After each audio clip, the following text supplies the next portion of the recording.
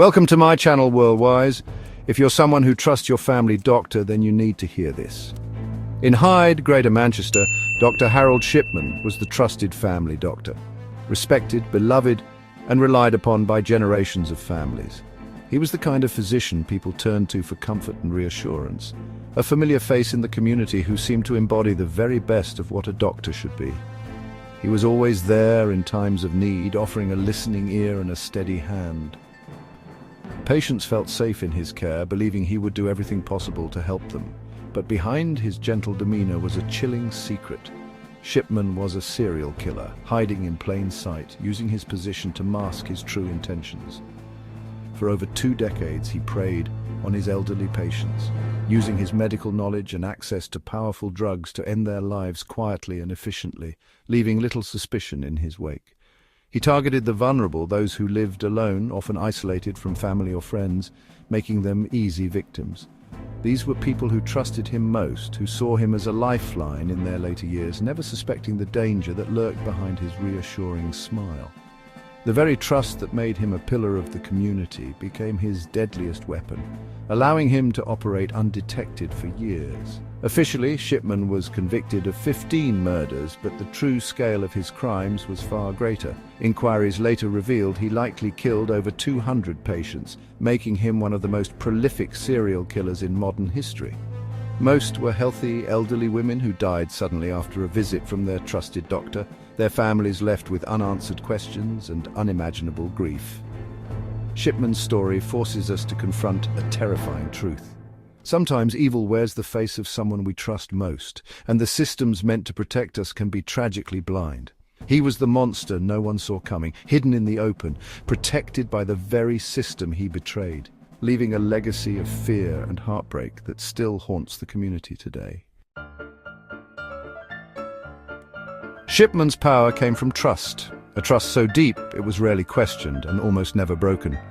He was the quintessential old-fashioned doctor. He listened patiently, remembered birthdays, and made house calls, always arriving with his familiar black bag. His patients, mostly elderly and often isolated from family or friends, saw him as more than just a physician. They saw him as a friend, a confidant, and sometimes even a surrogate family member. He recognized their loneliness and vulnerability, and he exploited it, turning small acts of kindness into opportunities for control. His professional reputation was impeccable. Colleagues saw him as highly competent, if sometimes a bit arrogant, and trusted his medical judgment without hesitation. Running his own private practice gave him total control over patient records, appointments, and procedures, shielding his actions from outside scrutiny and making it nearly impossible for anyone to notice patterns. When patients died suddenly, families rarely questioned it. Their loved ones were elderly, and Shipman handled every detail with a calm, somber efficiency that inspired confidence. He played the grieving doctor to perfection, offering heartfelt condolences, guiding families through paperwork, and ensuring no one suspected anything was amiss. This carefully crafted performance ensured his actions were never questioned and suspicions never took root. Shipman's fortress of credibility allowed him to continue his deadly work, patient by patient, year after year, hidden in plain sight. No one suspected that the trusted doctor, the very symbol of care and compassion, was orchestrating a series of silent, calculated murders. Shipman's career wasn't as spotless as it appeared on the surface. Beneath the calm exterior, troubling signs began to emerge. Early on, colleagues noticed his erratic behavior and frequent drowsiness, which sometimes made him seem detached or distracted during his shifts.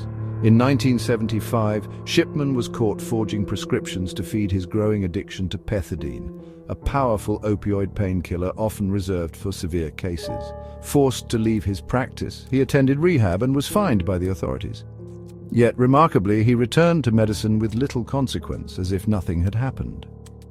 This episode revealed not only his willingness to deceive and manipulate the system, but also his ability to hide his true intentions from those around him. Investigators now believe that his killing may have started during this early period, hidden behind the trust and authority of his medical position. His addiction to narcotics foreshadowed his later use of diamorphine, heroin, as his murder weapon, a chilling escalation from self-destruction to harming others.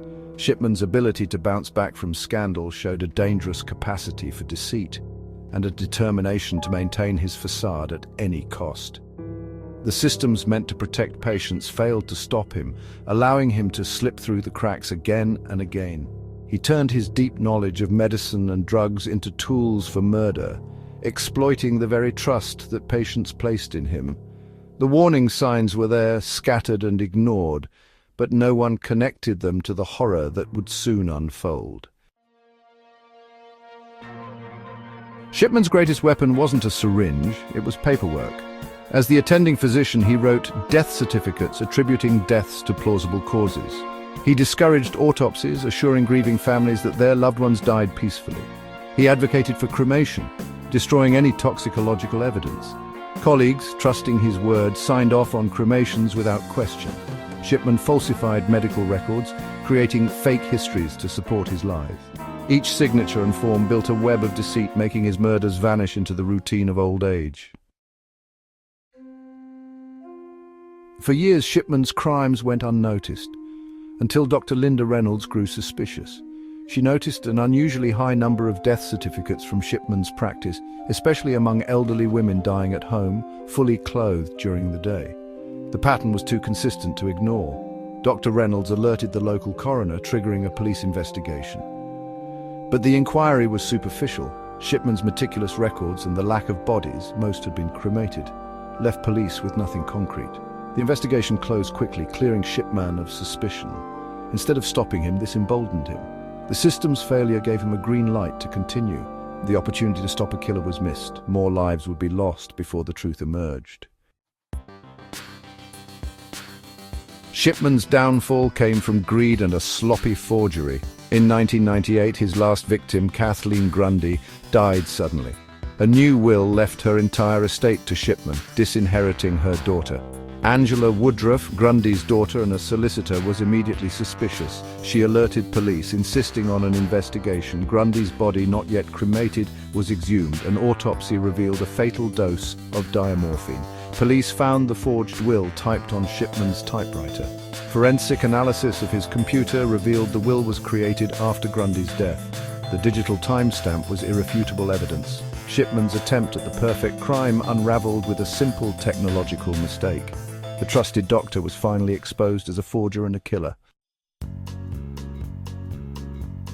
With concrete evidence, police exhumed more bodies. Each revealed Shipman's signature, lethal doses of diamorphine.